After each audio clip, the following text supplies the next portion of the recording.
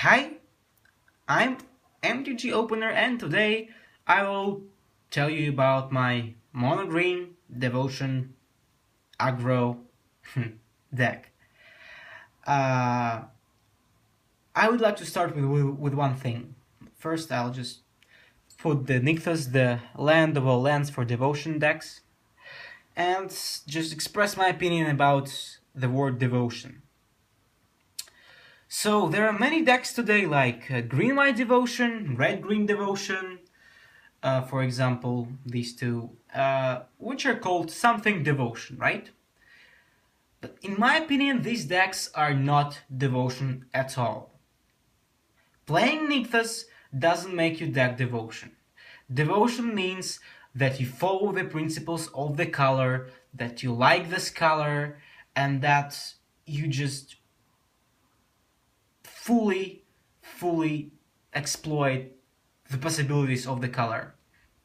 Playing land which gives you easy mana is not devotion for me. For me, the decks that were in last standard devotion decks, mono black, mono blue, even mono green devotion decks, which basically this is the same thing from last standard but with a couple of new cards. It followed the same principle.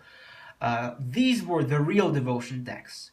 Grey Merchant of Asphodel, great. Master of Waves, amazing. They fully used your devotion, these beautiful symbols in the top right corner. They didn't just give you easy mana.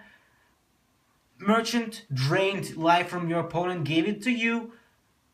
Master of Waves was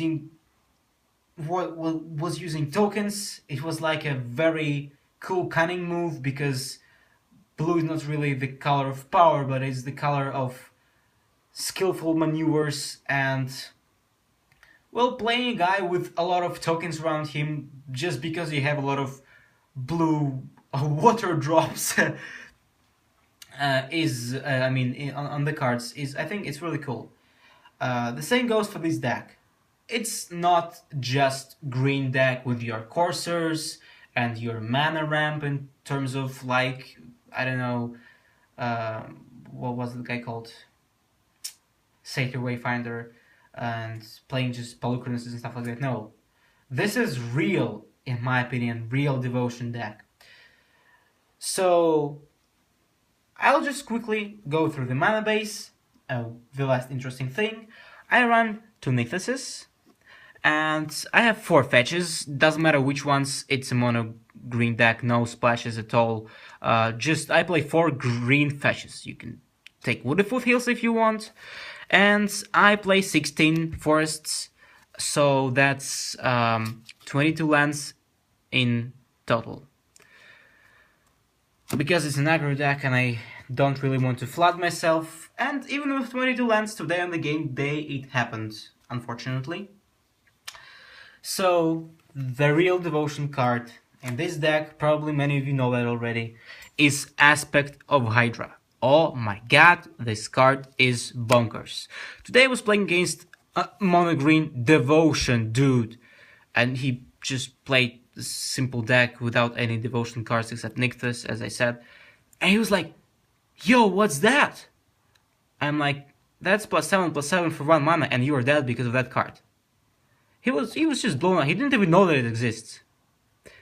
And this is one of the few reasons why I play mono green now. Because of Aspect of Hydra. It's just amazing. It's just an amazing combat trick which gives you great advantage. It's not only a combat trick. You can protect your creatures from burn if you want. I mean, if you have other plans in your hand and you need that creature, you can just give it +2/+2 that can save it. If it's a 3/2 for 2 green, it's not a problem. If you're attacking with many creatures, like today I was attacking with Polukranos, Surrak, and Elvish Mystic, and obviously my opponent blocked these 2, right? Not right, because I gave my Elvish Mystic +5/+5, and I still attacked for 6. Value everywhere. So that's my star of the deck, basically, in my opinion. And I only play 8 non-creature spells, so these 4 instants and these 2 instants and 2 artifacts, which are Bow of Nylea. I'll talk about it in the end. These 2 are great because, 1, it's an instant. It's a combo trick. This deck loves combo tricks. Other decks hate combo tricks. So, that's why I'm playing it. You look at top 6 cards and put 2 creatures. One costs 3 or less. Okay, you can put your cool Nylea and your cool Polukranos on the bottom and get 3 and get 2 3/2s. It's fine. You still have echelons. You still can shuffle them back. You still have more than 1 copy, and you just put 2 creatures with flash basically. If one of them was Reverent Hunter, he just suddenly became huge, at least for 4. But on turn 4, you probably have other creatures. It's a great card. I only run 2 because 3 I think will just hurt the curve, and 2 is the perfect fit. And in a deck with many 2 drops, many 3 drops, it's just amazing. It works perfectly. It's cool. It filters you cards. Come on, today I drew 6 cards. I looked at top 6 cards. Top 4 cards were lands. So I just got rid of 4 cards which I will never need, and got 2 cards which I do need, and put the cards which I don't need on the bottom of my library. How cool is that? It's really cool, I think. So let's go through the creatures. So I have 3 1-drops, and this list is not finished. I only have 2 Elvish Mystics and 1 Servant of the Scale. And you know what? I'm thinking about changing all of them to Servant of the Scale just because of 1 card, which I will show you later. Well, everybody knows Elvish Mystics. Servant of the Scale is a 0/0 for 1, which comes with a counter, and when it dies, you move all counters from it to somebody else. It's cool, it's a champ blocker, it gives counters to other cards, and it has a counter. The word counter is very important, you will see later why. Okay, I have 3 Swordwise Centaurs. Why? Because it's a 3/2 for 2 green. 2 green is devotion. 3/2 is 3/2, you still have 3 power in turn 2, which is good, I assume. In my world, it's great, because it's aggro. You can attack for 3 earlier than your opponent. You can block creatures with 3 toughness, like Fleece main lines. You can do a lot of stuff. I only have 2 Heir of the Wilds though, because they're 2/2s, they only have 1 devotion, but they have Death Touch, and yeah, they can occasionally become 3/3s, but I use it mainly for Death Touch, because it's a threat, and I have a couple of spells on my sideboard, Setessan Tactics, which has a great synergy with him. You just fight another creature and kill it whenever. Like, it doesn't matter how much toughness it has Death Touch, so it's great. Bassara Tower Archer. Monored was just screaming with the words of hatred about this card, because it has hexproof, it's still to devotion, yes, it dies to everything because it has 1 toughness, it doesn't matter, now they cannot attack with their Rebel Master, because they cannot burn this card. It's great.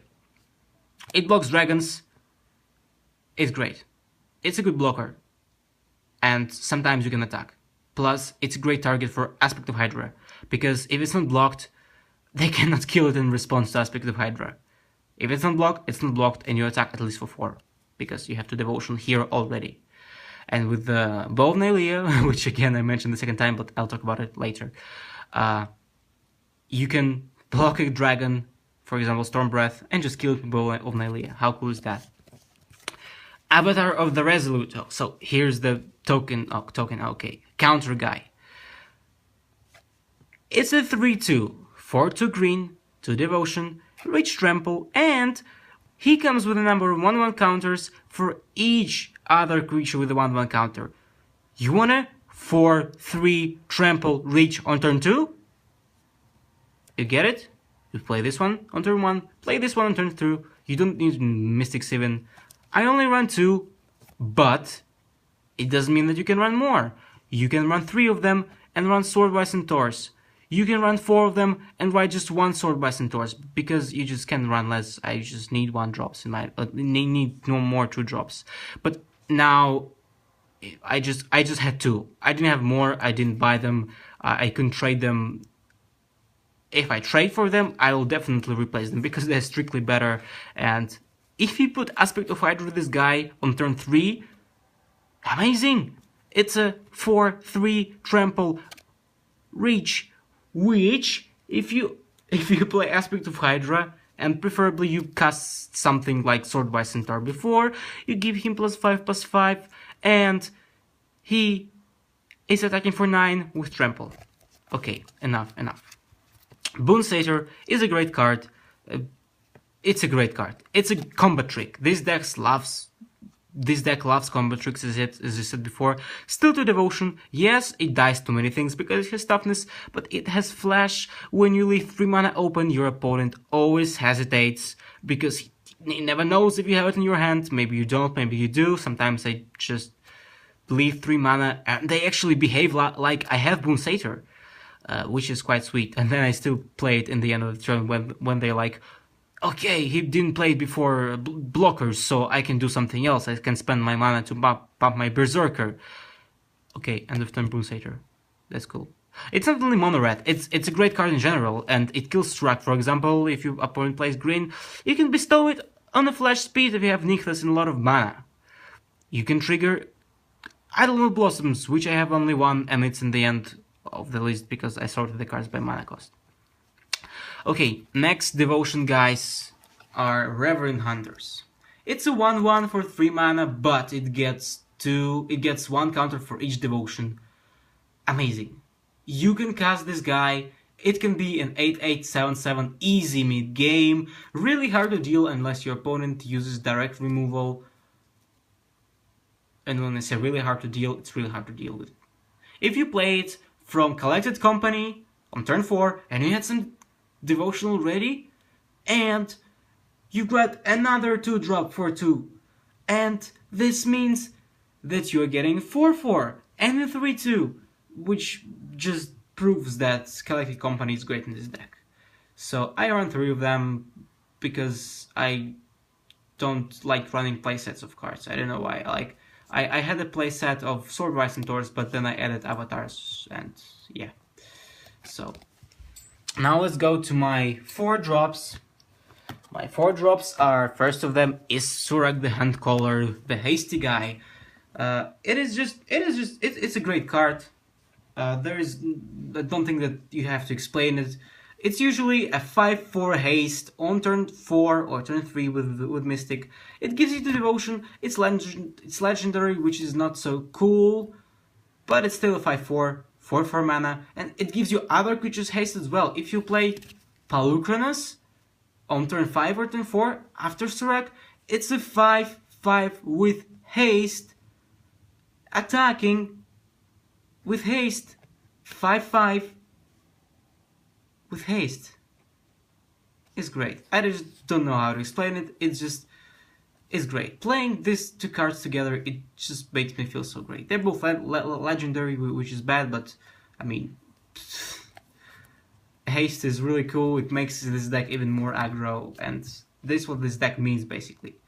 You have to be as aggressive as possible, or you can just, in the beginning, you can defend yourselves and then cast some really powerful creatures.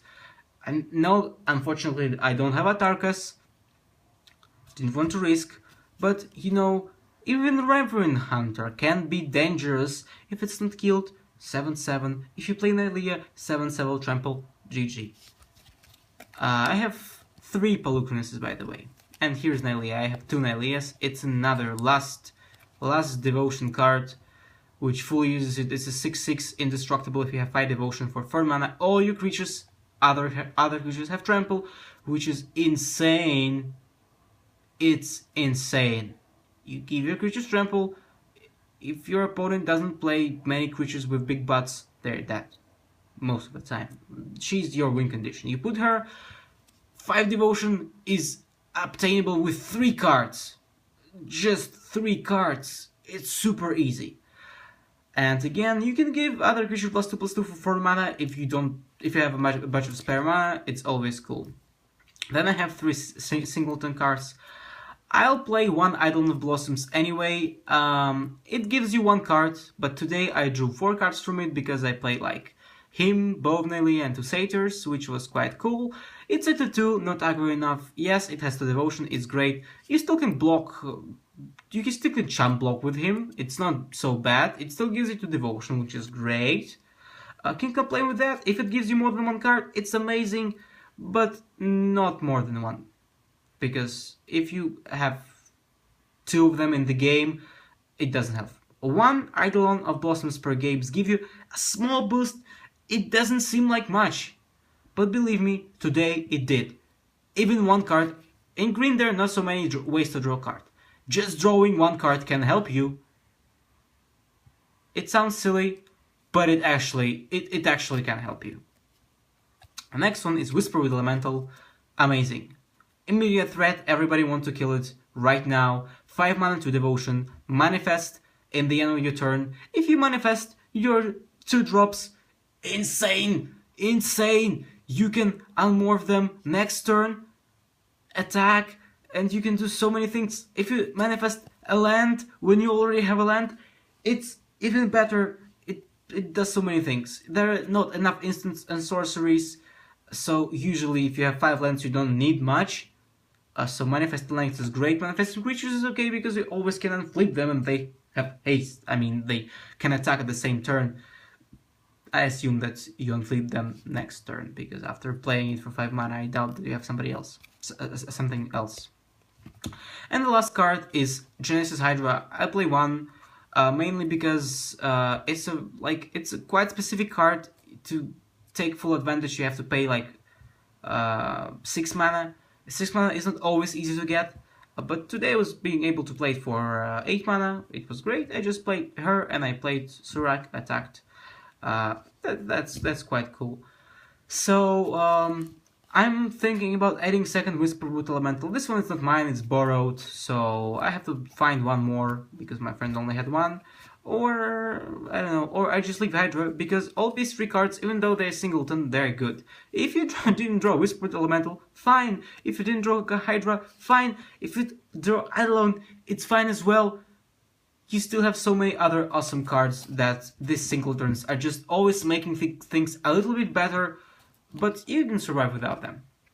So the card I mentioned like 3 times is Bow of Nylea. 2 devotion, artifact, enchantment. All attacking creatures have Death Touch. Great. Now Elvish Mystic is a lethal thing. Only when it's attacking though, but as I said, you still have Aspect of Hydra, so maybe your opponent will notice that if you have 1 open mana, it's very dangerous because you can have Aspect of Hydra, and he can even block 1/1 Death Touch. And his many awesome modes. Today I won 3 games at least against Mono Red. Why I always say Mono Red? Because in my local game store there are super huge amount of Mono Red decks. So I'm sorry for that. If you're tired of Mono Red, I can say anything else. It will still work. You can say Abza, and you can say anything. 3 life. This is what I use most often, not even counter. If you can put a counter or a creature and then play out a Resolute, it's great, but still, 3 life for 2 mana matters. Against Mono Red, sorry for that, sorry again, but against Mono Red, it just cancels all their burn. There's no point in burning you, and probably there's no point in attacking you because you can get 3 life. When I was playing against Mono Red today, I always was keeping 2 mana, because if he plays a burst spell, I can get life in response. Because if I do that first, he can burn me in response, so I was quite cautious with that. But still, it's an amazing card. Some people say that it's very slow. No, it's not, don't listen to them. It's 2 devotion, it's hard to remove before the sideboard. All your creatures have Death Touch, and you can gain 3 life, and you can put a counter, and you can deal 2 damage to a dragon and then block it with your reach guy, which is super awesome. So okay, let's go to the sideboard. In sideboard I have 1 card which is not like I can change to something else, but it's mainly complete. I have 2 Ranger's Guile. It's great. It's +1/+1. It's hexproof. It can protect your creatures from removal basically, yeah. And it's cool. It's 1 mana combat trick, which this deck likes. It's the 3rd time when I'm saying it. Feed the clan. Against aggressive decks, if you have a Boon Satyr, if you have a Surrak, if you have a Polukranos, you gain 10 freaking lives. 10 lives on instant. It just basically resets the game in your favor, because by that time your opponent has probably like 14 life.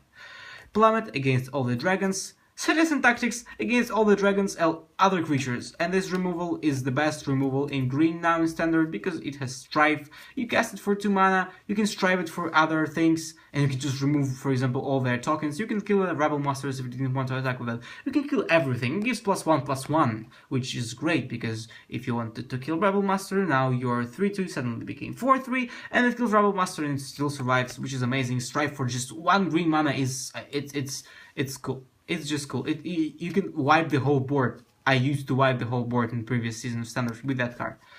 Back to Nature, just 1 because it hurts me. I have Satyrs, I have Bows, but it hurts other decks as well. It's an instant destroy enchantment. It's super powerful. Next one is Display of Dominance. I only have one against mainly blue planeswalkers and like just castellans and stuff. So yeah, it protects you from removal in some ways. Reclamation Sage, 2 of them, kills coursers, kills artifacts, kill others enchantments which are not coursers, and gives you 2/1 creature which can block, and it's 1 devotion, still works. Arbor Colossus, that's the card I was talking about. I'm not sure about that because I already have removal against flyers, so this is irrelevant. And for 5 mana, I would rather play second Whisperwood Elemental against decks which play Wraths, because I can sack Elemental and protect all my creatures from Wrath. And this is against control as well. Cannot be countered. Protection from blue. If he's tapped out, you just play this thing for like 7 mana, attack for 6 several times, and he's dead. It blocks the what that's 6/7 prowess flash dude. I forgot something. It's a mythic from Counter-Attack. Here it's gonna block that even if it has 1 counter. It's an amazing card against control. So here is my true devotion deck. I don't know, maybe it sounded too weird in the beginning, but that's just my opinion, that's what I think. And honestly, when you hear, I'm playing Red-Green Devotion, I'm playing Coursers and Antarcus, and I literally play no devotion cards except Nykthos, but I call my deck Devotion because I can, I just don't like it. I just don't like it. To me, devotion is when you fully devote yourself to a color and you follow its principles, not when you put this land, which is amazing, by the way. I never said that it's bad. It's really cool. It's really cool. It can give you a lot of mana just for 3 lands. It's insane. So thanks for watching. I hope you liked this video. So if you liked, press the like button. Subscribe to this channel. Sometimes I release videos in English, like deck tags. I think I will always release them in English now, and something important like contests and stuff like that in the future. So tell your friends about me. You can watch all the pack openings in Russian. I hope it doesn't hurt you so much. I can't really switch the language of the channel because that's my unique selling point, if I can call it like that. So, you know, Russian people also need Russian YouTubers, and I'm the only one, so sorry, English people. I can still do videos like that. So enough of talking. It's already too long, it's like 24 minutes. Sorry for that, I just like to talk to you.